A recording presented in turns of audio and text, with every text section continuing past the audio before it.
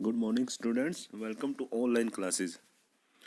आज हम पढ़ेंगे मेजर सी पोर्ट्स। इंडिया के अंदर बड़े बड़े जो समुद्री बंदरगाह यानी कि समुद्रों के समुद्री जहाज़ों के स्टेशन, सिंपल लैंग्वेज में हम ये बोलेंगे। With a long coastline of 7,516 यानी कि 7,516.6 किलोमीटर का लंबा कोस्ट लाइन है इंडिया का। India is dotted with 12 major and 200 notified non major. तो भारत के अंदर 12 बड़े और 200 छोटे बड़े जो पोर्ट्स हैं यहाँ पे इंडिया में। These major ports handle 95% of India's foreign trade.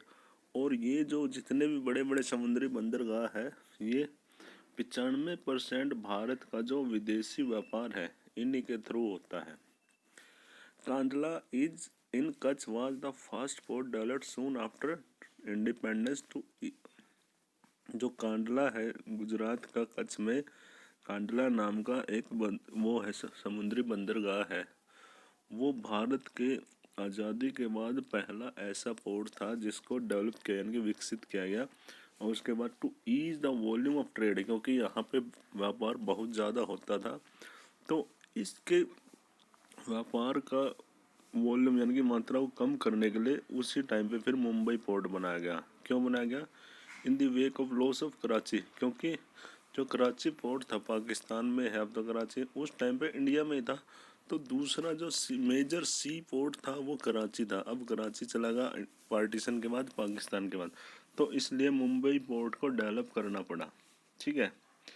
Kandla is a tidal port, यह एक टाइडल पोर्ट है। It cater to the convenient handling of export and import of highly productive granary and industrial wealth. और यह क्या करता है? ये convenient करता है यानी कि सुविधा देता है एक्सपोर्ट इंपोर्ट की, हाईली प्रोडक्टिव ग्रेनरी यानी कि जितना भी ग्रेनरी का सामान आता है ना उसके लिए, और इंडस्ट्रियल वेल्थ के लिए।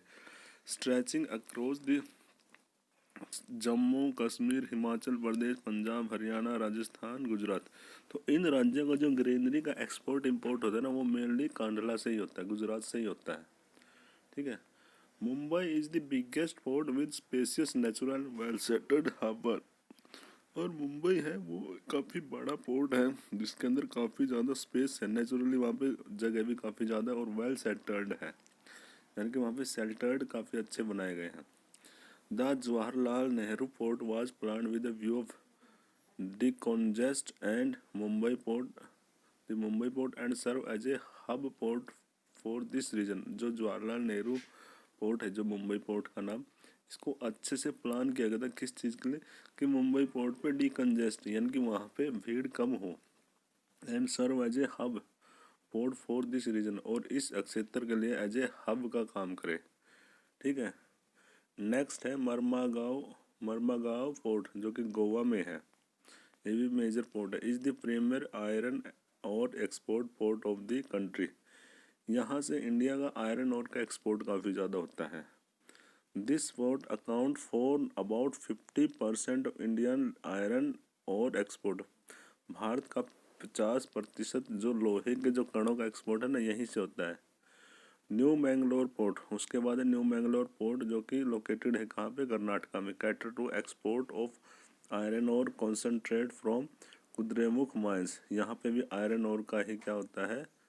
एक्सपोर्ट होता है, जो कि यहाँ की माइन है कर्नाटका में कुद्रेमुख की। Kochi is the extreme south western port located at the entrance of a lagoon with a natural harbour. तो उसके बाद क्या है? कोच्चि काफ़ी बड़ा साउथ वेस्टर्न का क्या है? लोकेटेड है, लैगून, नेचुरल हार्बर है। Moving along the east coast you would see the extreme south eastern port of Tuticorin in the Tamil Nadu. उसके बाद कोच्चि के बाद यहाँ पे तमिलनाडु में तूतीकोरिन है। कोच्चि तो जैसे केरल में है और तूतीकोरिन तमिलनाडु में। This port has a natural harbour and rich hinterland. और यह इस पोर्ट की भी काफ़ी नेचुरल हार्बर है, यानी कि नेचुरली बना हुआ है स्टेशन भी यहाँ पे, और यहाँ बिल्कुल हिंटरलैंड पे यानी कि बाहरी क्षेत्र में है। ठीक है। Thus it has a flourish trade handling of large variety of cargoes to even our neighboring countries like Sri Lanka, Maldives, etc. and coastal region of India.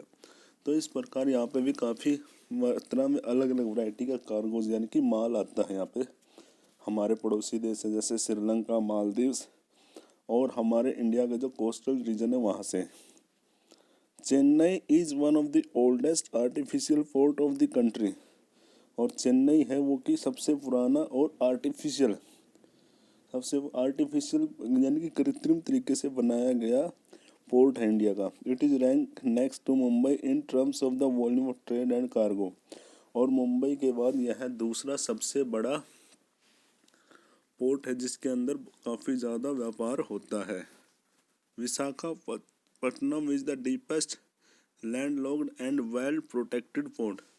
वही विशाखापट्टनम जो आंध्र प्रदेश में वो भी काफ़ी ज़्यादा डीपेस्ट लैंडलॉक्ड पोर्ट है। This port was originally conceived as the outlet for iron ore export. यहाँ पे भी आयरन और एक्सपोर्ट काफ़ी ज़्यादा होता है। Paradip port located in Orissa, वहीं पारादीप पोर्ट है वो उड़ीसा में लोकेट है।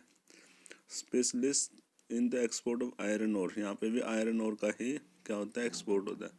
Kolkata is an inland riverine port, वहीं कोलकाता क्या है इनलैंड रिवराइन पोर्ट है। This port serve a very large and rich hinterland of Ganga Brahmaputra basin. Being a tidal port, it require constant dredging of Hooghly. तो यहाँ पे हुगली नदी के ये ब्रह्मपुत्र गंगा ब्रह्मपुत्र बेसिन पे बना हुआ है कोलकाता का जो पोर्ट है, ठीक है।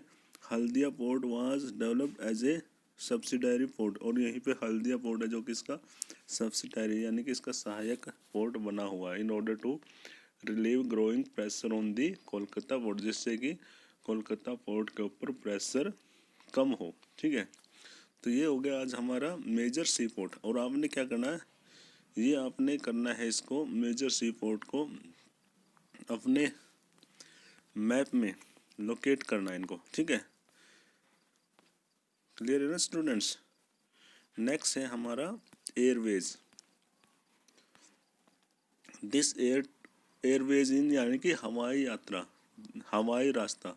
The air travel today is the fastest most comfortable and prestigious mode of transport. आपको पता है आज के टाइम में एयरवेज सबसे ज़्यादा फास्टेस्ट और सबसे ज़्यादा कंफर्टेबल और सबसे ज़्यादा शान वाला यानी कि काफ़ी महंगा पड़ता है ये mode of transport. It can cover very difficult terrain like high mountains, dry desert, dense forest as long also long oceanic stretch with great ease. ये काफ़ी आसानी से जो मुश्किल से मुश्किल रास्ते हैं ना उनको भी पार किया जा सकता है इसमें, चाहे वो समुंदर का रास्ता हो, चाहे रेगिस्तान का हो, चाहे फॉरेस्ट का हो, चाहे माउंटेन का हो। Think of the north eastern part of the country marked with the presence of big rivers, dissected relief. जो north eastern part of the country है हमारा mark with the presence of big river, वहाँ पे काफ़ी बड़ी बड़ी नदियाँ हैं, डाइसेक्टेड रिलीफ और वहाँ पे अलग अलग रास्ते से कटे हुए रास्ते हैं, डेंस फॉरेस्ट और काफ़ी घना जंगल है, and frequent flood and international frontier etcetera in the absence of the air transport. अगर वहाँ पे एयर ट्रांसपोर्ट नहीं होता तो वहाँ पे हम इजीली जा भी नहीं सकते थे। Air travel has made access easier, और एयर ट्रैवल ने ही इसकी एक्सेस को काफ़ी आसान बनाया है। The air transport was nationalise in 1953, 1953 में इसको नेशनलाइज किया यानी कि राष्ट्रीय बनाया गया। On the operational side, Indian airlines alliance air subsidiary of Indian airlines private schedule airlines and non schedule operator provide domestic air services. तो ये सब क्या कर रहे हैं, एयर सर्विसेज प्रदान कर रहे हैं, इंडियन एयरलाइंस भी और इसकी जो प्राइवेट कंपनियां वो भी। Air India provide international air services. Air India क्या करती है, वो अंतर्राष्ट्रीय हवाई सुविधाएं देती है। Pawan Hans helicopter LTD provides helicopter provide to oil and natural gas corporation in its offshore operation to the inaccessible areas, difficult terrains like the northeastern state and the interior part of the Jammu Kashmir, Himachal Pradesh, Uttarakhand.